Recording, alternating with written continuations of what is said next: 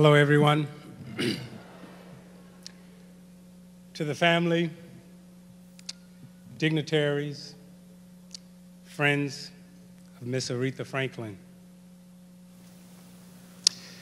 It is with sad eyes and a very heavy heart that I stand before you today to celebrate our Queen, Aretha. I was introduced to Aretha by my mother. We grew up on the west side of Chicago. And before this thing called the women's rights, and equal rights, the women's movement, before those catchphrases were out, Aretha and my mom, somehow they connected through the music.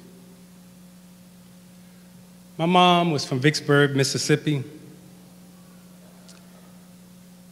And in the 60s, in the 70s,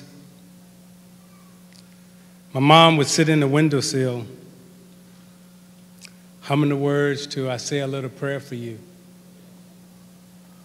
And Tyler, my mom was no different than yours. I seemed to always know what was going on between my mom and dad by Aretha's music. My father had just lost his job, so the music, "I Say a Little Prayer for You," meant a lot to us in the household at that time. Aretha found a way to comfort my mom and to comfort us all during those troubling times. I got to know Aretha personally when I first got here to Detroit. I was introduced to her, Karen, Sabrina, Kincaid. It was actually the first family I met when I got here to Detroit. And I see a lot of my friends in the audience, and I know a lot of you are smiling and thinking about how I was when you first met me. And how naive I was about the world, about this thing called celebrity. I didn't know how to pay my bills. I didn't know how to pay a phone bill, electric bill. I knew nothing. And this family took care of me through some very tough times. I was honored to get to know Aretha, and she had a great love for sports. She loved the Detroit Pistons, and I know I was her favorite bad boy.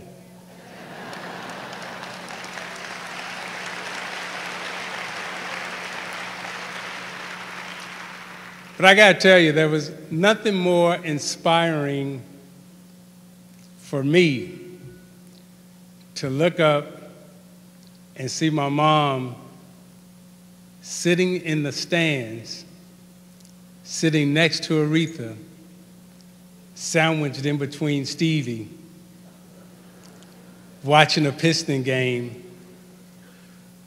And I would always pause sometimes during the game and just ask myself, I wonder if they knew how many nights they got my mom through, and how many tears she shed listening to Aretha's music. And to have my mom sitting right next to Aretha in the stadium was such a powerful and inspiring moment for me. So Aretha, I thank you. And as we mourn her loss today, I'm also reminded that we must celebrate and lift up to the heavens our Queen, Miss Aretha Franklin. Because when the world was telling us, ain't no way, she found a way to inspire all of us with hope, with love, and dreams through her music. Her voice her soulful instrument found a way to help this nation soothe and deal with its troubled past. You know, recently, Clive Davis and I had the pleasure of escorting our Queen to the Kennedy Center Honors in Washington, D.C. I was so humbled when she asked me to escort her, but I must tell you, I was kind of nervous too. Because I kept asking myself, how do you escort the Queen? And is there some type of protocol? I didn't want to embarrass her. I didn't want to embarrass myself. But I can still remember when she showed up and she took my arm and we walked the red carpet. And the ease of her stride and the comfort that she felt and the way she introduced me as if I was still and was a family member. Not just a friend, but as part of the family. And Clive, I know you remember, as we're standing there and she's being interviewed, she stopped during the middle of the interview and said, "Do you know Isiah?"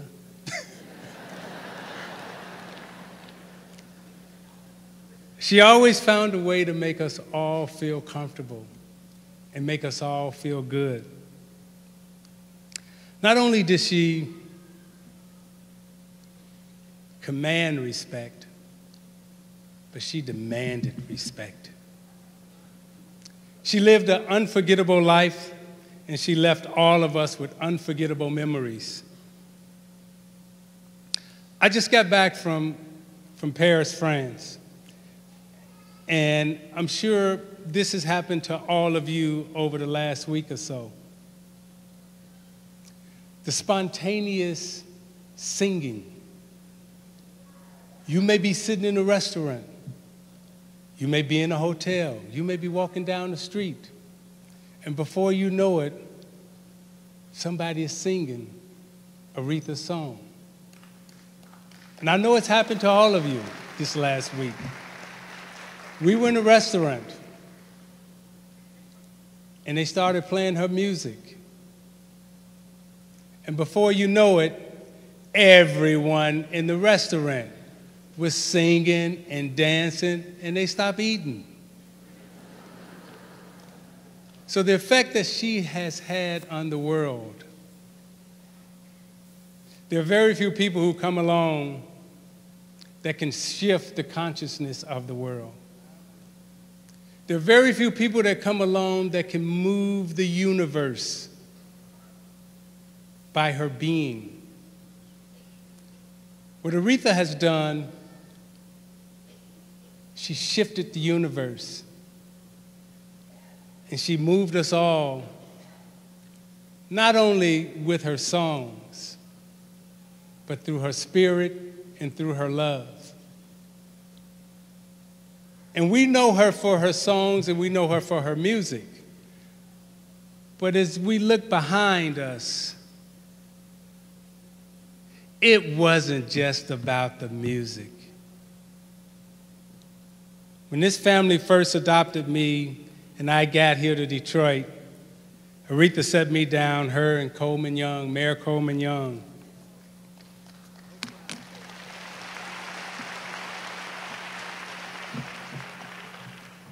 And they kept asking me, what are you going to do?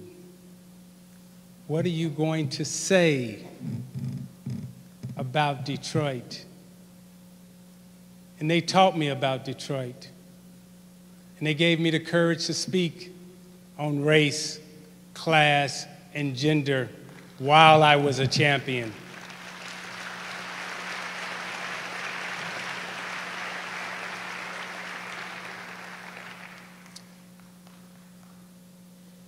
I'm going to miss you, Aretha. I'm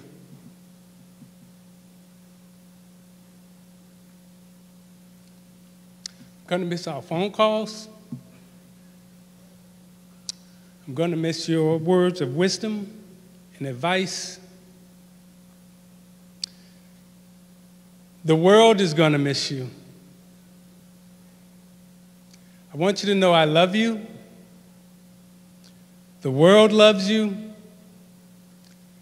And most importantly, Aretha, Detroit loves you. Thank you.